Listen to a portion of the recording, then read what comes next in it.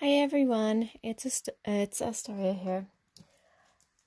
I haven't had anything recorded in a while. Sorry about that. I've been super busy with all of my crafting things. There's just so much to do, and the event is only 2 weekends away, and I still need a lot more pieces. I did manage to get, quite a few knocked out today, so I'm pretty happy about that. I wanted to go ahead and do the A to Z YouTube pagan challenge for the letter F tonight. And I had already done some previous research on the letter F that I wanted to go ahead and share with you for mythology. And of course, I'm fairy based, so as in, I believe in the fairies. Not so much the fairy faith particularly, but I wanted to share with you some of the stuff that I found, and I came across a really neat treasure that I'm going to share with you. I didn't even realize I had it. It's so cool though. Anyway, so for F, I'm going to do two things. First, I'm going to tell you about the fair lady who I found this researching online, talking about, I don't know, I didn't want to do fairy exactly because fairies have been, everybody does fairies. Everybody has a fairy myth. Everybody's heard a ton of different fairy myths, all those kinds of things. So I didn't want to do like fairy as in just fairy specific. But I did come across the fair lady, and she's Hungarian, which I thought was really interesting. I didn't want to do something that everybody else would do or something like that, even though I know that other people might have already done it in the past, like a long while ago before this YouTube challenge, or somebody may actually do it also. I don't really know. I was trying to come up with content that not everybody else will have. So anyways, I did find it in the encyclopedia of fairies. And she's a shape-shifting fairy that turns into a beautiful horse or a naked woman or a long-haired woman dressed in white, and she's looking for a home generally. When incited, this fae, she can cast a spell that renders the person who's who's offended her or whatever, basically deaf, mute, or some other kind of really horrible thing. I don't want to. I know I don't want to offend this fae.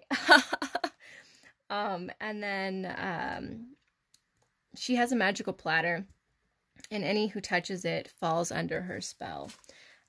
This I found interesting because I watched part of Pan's Labyrinth. I couldn't get all the way through it because I'm not really good at reading subtitles, but Pan's Labyrinth came to mind about the special platter because they shouldn't have eaten the food, and it was on platters sitting on the table, and so immediately I just went to Pan's Labyrinth. I don't even know why. But she's also an omen of hard times that are getting ready to come.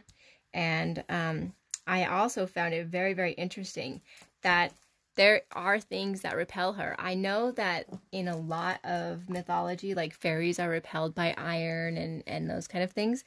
But this one particularly, she's repelled by church bells, okay? And the Lord's name, which, okay, I can kind of see that.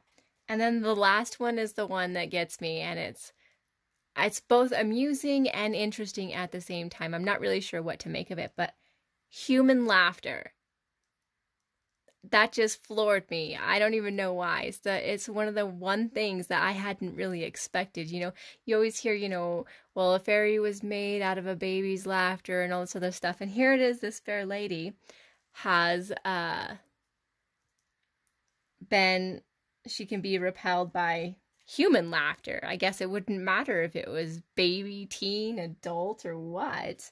So I thought that was pretty neat. So anyways, that's that. This is also in my Book of Shadows, which I haven't done like a whole lot with recently, mainly because I have been, the amount of busy is crazy insane. I don't even know. I did start something on meditation that I plan on doing more with. which is right here. And I haven't really like decorated or anything like that. I don't really expect you guys to read it or anything. But I did get me a new planner for the year, which I think is a super cool planner. I am not big on bullet journals. I did try them. They didn't work out well for me. I am also not super big on planners in general, but I like certain kinds. This one is the one I found last year that I really, really love, and I've done a lot with. I spent my whole year with this one, except for the last few months, which are coming up. And, you know, it's very simple. It's very basic. I keep track of all my sales in it, and the A to Z YouTube Pagan Challenge is right here.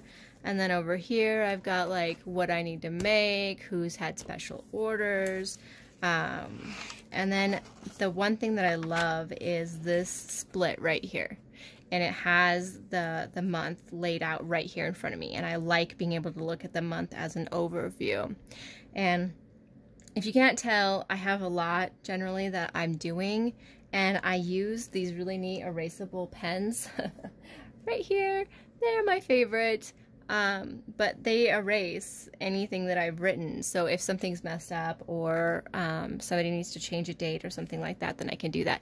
Now, I should warn you, I'm an author, I'm also an editor, and I'm a professional crafter. So I technically have 3 jobs, plus my family, plus my animals, plus all the research that I'm doing for paganism and Wicca and everything that I want to explore. So I generally am always doing a lot, and it's not because I can't stick to something. It's more because I can't handle the loneliness that I have sometimes, or being just left to my own devices in my brain. So I tend to stay busy, and I'm actually really good at staying busy. Anyway, so this one's really basic. That's all it has. And then inside, this is just the days, and you can write little notes about the days, okay? So really simple, all that other stuff. So here I am. I'm trying to find a new journal that is very similar to this one because I don't like change. I know, that sounds crazy, right? But I do not like change. I like things to stay the same. I like, once I find something, like in a planner or whatever that I like, I don't want it to, you know, change next year. I want them to give me the exact same things all the time because that's what I like. And once I get used to doing something that way, it's harder for me to start doing it a different way. So before I give you my very special surprise of the neat little treasure that I found, I'm going to show you my new one. Isn't it pretty? This thing is interesting. Okay, one of my friends set me up with this. It is a it's an ARC planner, and basically you get to choose what goes inside of it. And they have these little these right here, kind of like a 3-ring binder, only there's no holes. It's just this metal disc. And you may or may not have seen it, but here's the cool trippy part, okay? These, it just pops out. Your pages pop out, your cover pops out, the whole thing. It all pops out all the way down. How crazy is that? And that's what the holes look like, even in the pages. And so you can move pages around, you can only add the pages you want. I mean, just, it's crazy cool. And I thought, you know, this would kind of be a neat idea for maybe a Book of Shadows or something. I know for some people it's a little too small, and it's very, very similar to a 3-ring binder. And you can see how fat mine is. Like, this is fat. I made mine really fat because I have journaling pages on the inside because I decided that I wanted my planner and my journal to go the same way. So that's what I did. So anyways, inside, super coolness. I've got all sorts of coolness in here. So here's my layout, like I like. Woohoo, isn't that pretty? I just did this today. So it doesn't have a lot in it, but this is for April. I'm going to start it in April. But that's basically what this is. And then I flip the page, and it's journaling. I can just journal on the pages that go after it. So I'm okay with that. And I figure it'll be a great way for me to explore things going on in my brain on a regular basis without having to flip through 6 different books in order to get that. All right, so now for my surprise, and the thing that I'm going to find and read for you is this book. And it's crazy. My grandmother got it for me, I don't know, over a year ago, okay? Now, it might be a little hard to see because my room is lit by candles right now because the light glares down so bad that all you see is shadows when I have my phone on. And I can do it if I'm only holding it in one hand, and then I can kind of keep the shadows at bay. But if I need both hands to like flip through pages and check things out, it's a lot more difficult to do that with the light on and this glaring shadow like pointing down. So it's either candles or giant shadow. I don't have any better options at the moment. I will eventually get better at this, but until then, please bear with me. I really am doing the best I can. And hey, I have a tripod now, so pretty impressed with myself. Anyways, this book is pretty cool. It is called Gnomes, Fairies, Elves, and Other Little People. It's the World Guide by Thomas Keightley, I think is his last name. I'm not quite sure. Anyways, inside this thing, and I'm not kidding you, inside this thing is the most amazing, amazing stuff. They do an introduction, which is the origin of the belief in fairies. They have the origin of the word fairy. And then they go into the Oriental romance, the Persian romance, the Peri wife, the Arabian romance, the middle-aged romance, fairyland. I mean, the list is literally endless. And it goes into, I mean, elves, and it has all the little stories for the elves. It has dwarves and trolls and little stories for the dwarves and trolls. Like a farmer tricks a troll and the troll laborer and... what is this other one down here? There's a ton of these guys. Like, I'm serious. Pages and pages of this stuff. And what they are, and I found this so cool, they are little tiny stories that, they're little tiny stories that the people from these different places, like Germany and the Northern Islands and Switzerland and Great Britain, they're all little stories about the Fae that people have told. And I thought that was so, so neat. So I want to find a story out of this in maybe one of my next few videos and read from the story. And I don't know if I'm going to be able to tie it into mythology, but I thought it would be really cool. And here I am. I said I wasn't going to do the fairy mythology thing, but it is literally like right here. It's right here. The origin of the belief in fairies is just right here on this page. Let me see. According to a well-known law of our nature, effects suggest causes, and another law, perhaps equally general, impels us to ascribe to the actual and efficient cause the attribute of intelligence.